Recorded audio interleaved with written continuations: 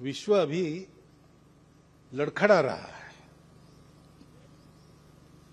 हम देखते हैं, बहुत ज्यादा बोलने की आवश्यकता नहीं, सारी परिस्थिति हमारे सामने है। युद्ध होते हैं। युद्ध क्यों हो रहे हैं? तो स्वार्थ है और कुछ नहीं है। आधिपत्य का कलह है, वर्चस्व का कलह है। स्वार्थ के लिए ये चाहिए वो चाहिए, मेरे वहां नहीं है इसलिए वहां से लाऊंगा, इसलिए वहां वर्चस्व चाहिए, ऐसे सारे युद्ध है। तो मूल में ये स्वार्थ प्रवृत्ति है। क्योंकि अगर हम ये माने कि दुनिया केवल जड़ है, कणों से बनी है, तो कणों का तो संबंध नहीं होता है। संबंध नहीं है तो हम सब अलग अलग है, अलग अलग है तो हमारा अपना स्वार्थ पहला नंबर है। और इसलिए इन प्रश्नों के उत्तर ढूंढने का प्रयास 2000 वर्ष दुनिया ने किया पिछले, और तरह तरह के प्रयोग किए, लेकिन न कलह बंद हो गए, न कट्टरपन के चलते एक दूसरे को बदलने का प्रयास करना, कन्वर्सन करना, ये बंद हुआ। आपस के कट्टरपन में एक दूसरे को ऊंच नीच मानना, ये बंद हुआ। सारी समस्याएं जो कि तो आज भी खड़ी है, और दुनिया देख रही कि हमने जो प्रयास किए उसमें कुछ तो अच्छा हुआ होगा, लेकिन उससे ज्यादा बहुत खराब हुआ है। और दुनिया आज विनाश के कगार पर जा रही है, ऐसा लग रहा है सबको। और इसका उपाय दूसरा कुछ नहीं है, क्योंकि मूल में धारणा ही गलत है कि सारा विश्व जड़ है।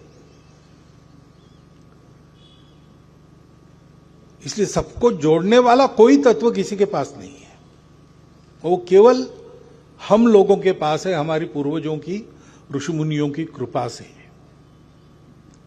जो बताता है कि सब एक है, इसलिए सब जुड़े हैं, इसलिए कलह में कोई अर्थ नहीं, समन्वय में अर्थ है। अब विज्ञान भी इस तरफ आ रहा है,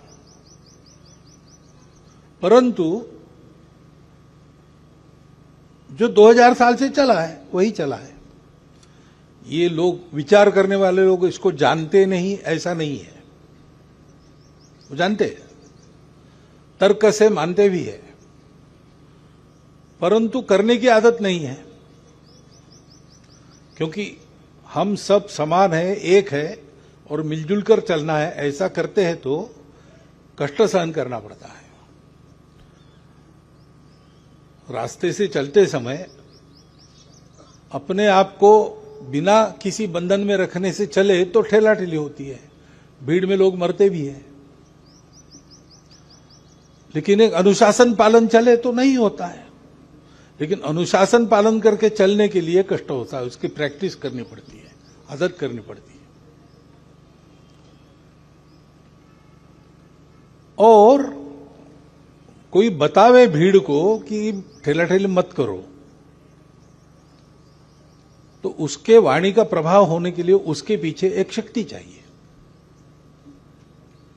आचरण भी चाहिए, शक्ति भी चाहिए। और क्योंकि सब जुड़े होने का ये ज्ञान भारत के ही पास है, तो भारत में धर्म का आचरण होना पड़ेगा।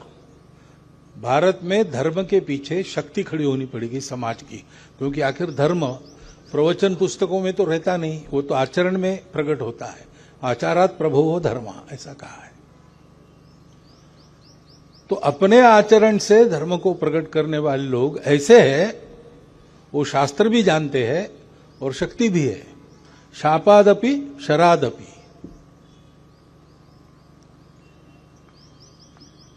ऐसा अपना भारत का समाज खड़ा होना चाहिए। क्योंकि इस समाज के पास सनातन काल से ये ज्ञान है कि सब लोग जुड़े हैं, अलग थलग कोई है नहीं, जो होगा वो सबका होगा।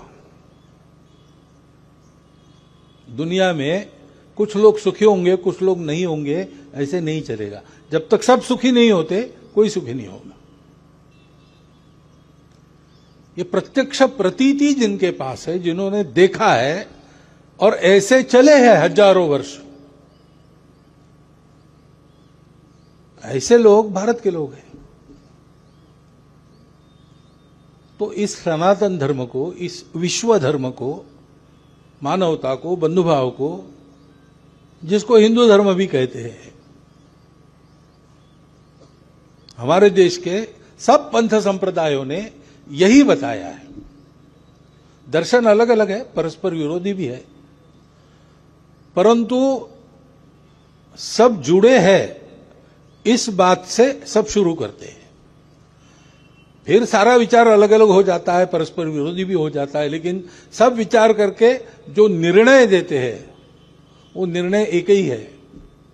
कैसे आचरण करना, वो निर्णय एक ही है सबका।